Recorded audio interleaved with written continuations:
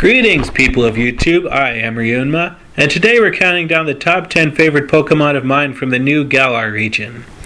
Pokemon Sword and Shield have been out for about 3 months now, and while I have been having fun with this new and exciting and innovative Pokemon region, it has had its share of ups and downs when it comes to new Pokemon designs. And today I'm going to talk about some of the best. But a few warnings before we go on. I didn't exactly try to avoid spoilers for Pokemon Sword and Shield while I was writing this, but some still may have slipped in if you can pick them out of the context of what I'm saying. Second of all, though I did look into some of the viabilities and stats for these new Pokemon, nearly everything here in this video is more connected to what's going on in my brain. The number one Pokemon here on this list might not be the absolute best one there is, and it may not be the same as your number one Pokemon, and that's okay. If anything, these troubled times in which we find ourselves now, they just make it more important to say, can't we all just get along? And now, on to the countdown. Number 10, Wooloo. Back when Sword and Shield were first announced, Wooloo was among the first new Pokemon we ever got to see. I gotta admit, there's not much to look at when you first see this thing. I mean, there have been sheep-like Pokemon since Gen 2 with Flaffy and Mareep. But then I think the whole sheep Pokemon design idea just kinda trailed off a little bit. It's a normal type, so you'd imagine that a guy like me would just say, snore, and let it go. Heck, even when it evolves into Double, its stats are pretty much bog ordinary. But at least it looks tougher now, so that's something. But when you actually play the game, that's when you find the true hidden gem hidden among all the fluff. You see how Wooloo is round? Yeah, apparently they can roll down hills and be blown away like tumbleweeds in the game.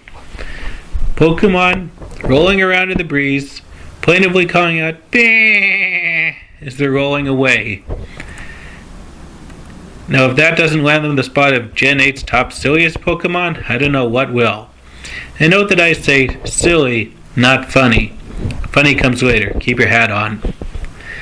And what Pokemon do you have to chase into the slumbering world at the start of the game? Why, Fluff Boy, of course. Plus, Woo's battle cry really makes it sound like a real-world sheep. Nice attention to detail, Game Freak. Too bad I didn't catch one on my first run, though. Number 9. The Roly-Poly line.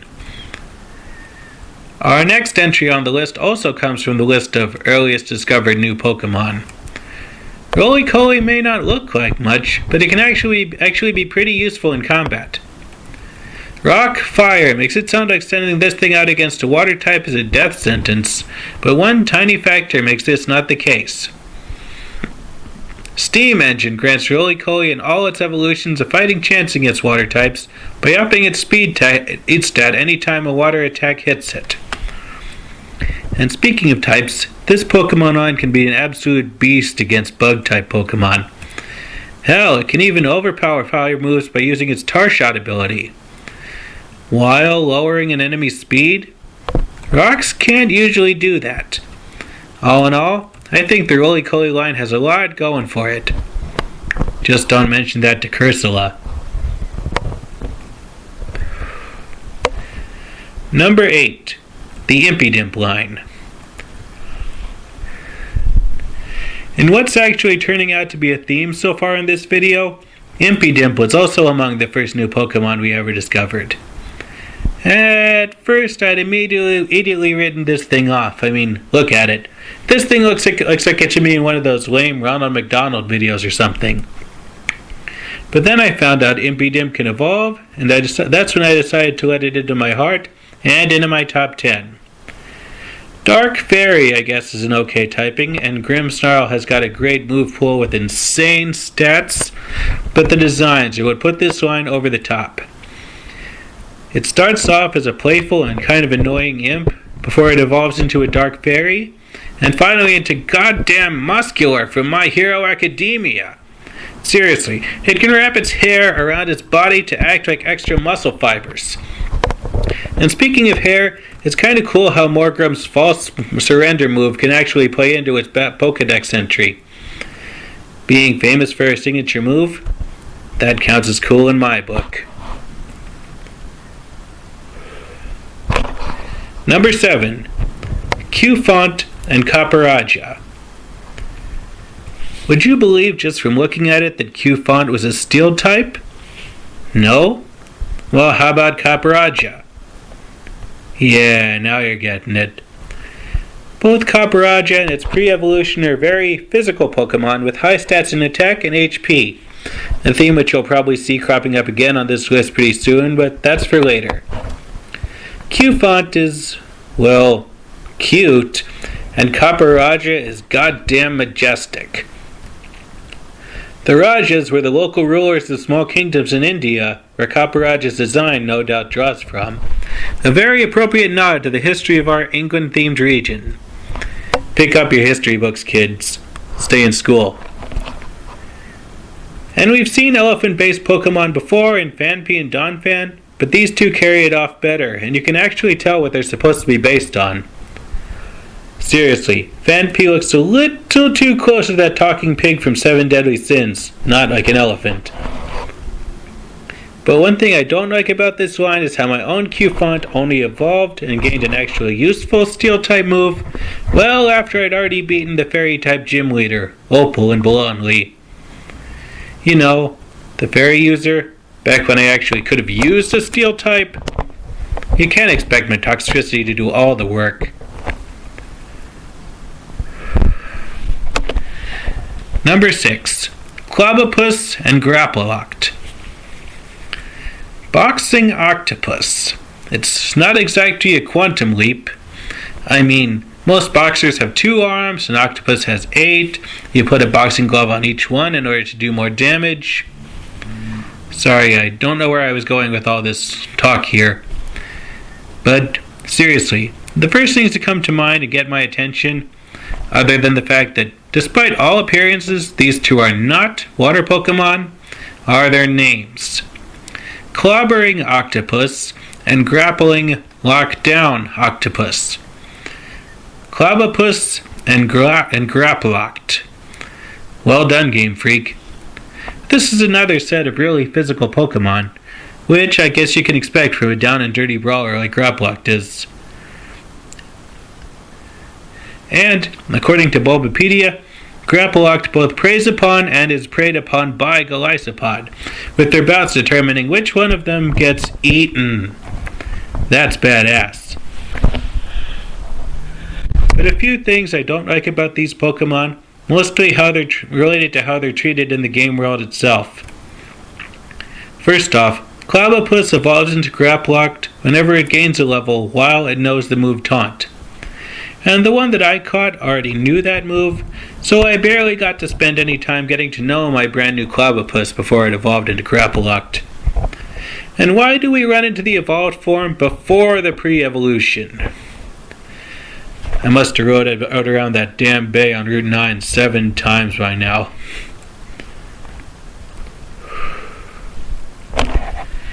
Number 5. Phalanx. Now, I'm not usually much for single, non-evolution Pokemon. I mean, that feeling of progress when you evolve something is a really big part of why I'm here. But in this case, I'm willing to make an exception. Phalanx, the official Pokemon of the Spartan 300, takes my number 5 spot for a couple of good reasons. It's a column of 5 smaller Pokemon with a big helmeted one forming the head. Together they fight as a unit, an idea which carries over perfectly with its moveset of Close Combat, Iron Defense, and its signature move, No Retreat. This one move grants Phalanx an instant boost to practically every stat, at the cost of no longer being able to switch out of battle. And why would they want to? Again, like Grapploct and Caparaja, Phalanx is a very physical Pokemon, with its highest stats being in attack and defense, which is pretty much all you really need for an army Pokemon. And it may not be a bug type despite really looking like one, but it's fun how you literally have to play Centipede to avoid it inside an actual Roman Colosseum on Route 8. Although, why is there a Roman ruin in an England-based region? though I did have the same issue with the Pueblo and Stolon side.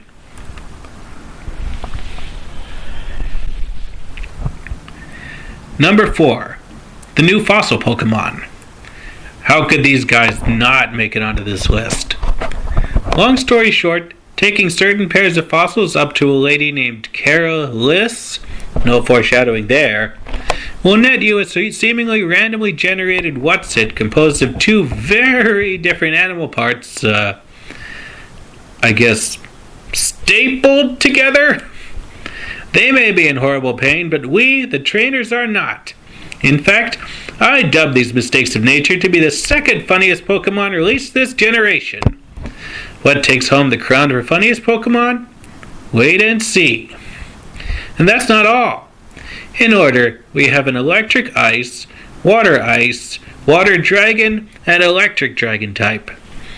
That's also my level ranking of them in terms of favoriteness, FYI, but that's beside the point. Those are some pretty cool type combinations right there. And I love how they're an homage to old-timey paleontologists finding random dinosaur pieces and putting them together way wrong. An Apatosaurus is the same thing as a Brontosaurus. Pass it on. And, unlike the fossil Pokemon you can achieve in other games, you can theoretically own every single one of these abominations. All you have to do is give enough watts over to the skilled digger brother out in the wild area and pray that his search turns up something. Remember, that's the skilled digger, just him, the one on the left. All the other one can do is get you a random bunch of treasures. And frankly, I'm already rich enough when I play Pokemon. Probably because I never buy anything until I hit the Elite Four. Now we've just got to wait for Arctodrake and Vishtazalt, I guess, to finish the set. Fingers crossed, people.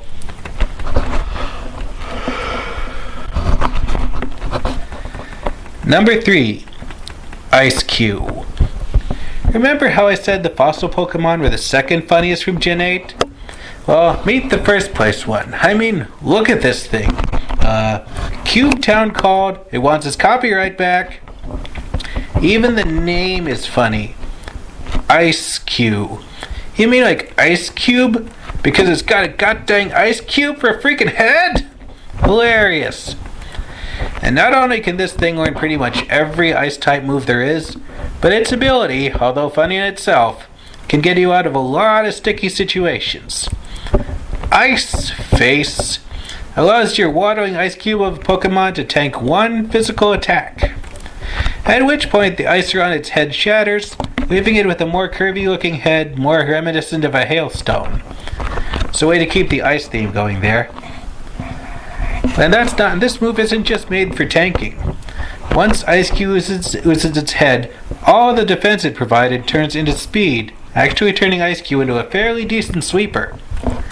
Anyway, back when I was first noticing and trying to decide which version to buy, I thought I'd read somewhere that Ice Face mode and No Ice Face mode were 2 different exclusive versions of the same Ice-Q Pokemon.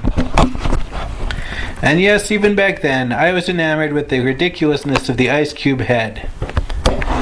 Turns out I wasn't exactly wrong, people. Ice-Q is a version exclusive, but only into Pokemon Shield, the opposite of the one that I got. But at least I got Surfetch, so I can't complain.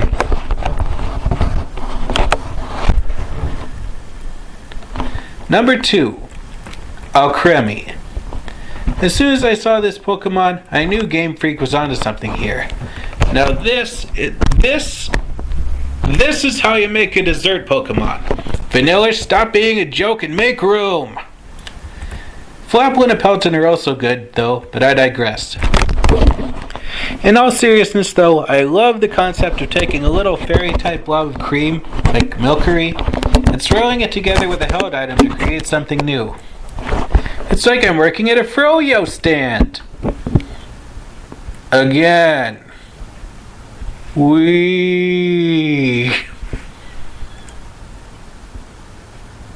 But seriously though, it was worth catching an uninteresting little blob like Milcery, all for the sake of what it evolves into. Treated correctly, and this 1 foot tall, 1 pound sweetie pie of a Pokemon can become an absolute beast with its massive special defense and special attack stats. And with a pretty decent move pool, the coast is never clear. Plus, if you Gigantamax this thing, it turns into a gigantic, rampaging wedding cake, and I could not be happier. Oh, I just want to take you home and lick you and lick you. No! No! Family show! Family show! And before we get to number 1, let's take a look back at our fellow contenders. Number 10. It's so puppy! Number 9. The Roly-Coly line. Number 8. The Unseelie Court. Number 7. You are magic, aren't you, Trumpy? Number 6. Boxing Octopus. Number 5. Phalanx. Number 4. The Jurassic Dorks. Number 3. Number 2. Call Willy Wonka! Something escaped! And my number 1 favorite Galar Pokemon is Frostmoth. Wooloo won for silliest new Pokemon. Ice Cube won for funniest. But Frostmoth wins for most majestic. All the creepy crawly comments aside, this thing is goddamn beautiful. Which you would not expect given its literal larval form. But get friendly enough with this thing, not in that way, perv, and you'll be rewarded with one of the best bug types I think I've ever seen. Bug Ice is a typing that we've never seen anywhere else, but also one that's only weak to 4 types, resistant to 3 types, and takes normal damage from everything else on the chart. Combine that with a massive move pool that's not just limited to bug and ice attacks, and some amazing stats in special attack and special defense, and you can see why Frostmoth takes my number 1 spot. Giant white moth flying around the icy mountains in the dead of night, attacking people. I think I saw that in a Dean Koontz novel once. It's big, it's beautiful, it's cool, it's scary, it's Frostmoth. Now usually I don't make friends with my Pokemon. Please don't slam me in the comments below. They're just there to help me win the game. Sorry to hurt anyone. Thinking about personalities and wasting time in silly fashion pageants doesn't mean anything to me in actual games to play terms. Except when you need to become friends to evolve the odd Pokemon here and there. Better hold on to that Sooth Bell. And playing all those silly curry mini-games was worth it, all for this Frostmoth Pokemon. I may not like your evolution method, but I respect it. This has been Ryunma, and if you have any favorite Galar Pokemon of your own, feel free to leave a message in the comments below, or hit that bell to subscribe for more videos.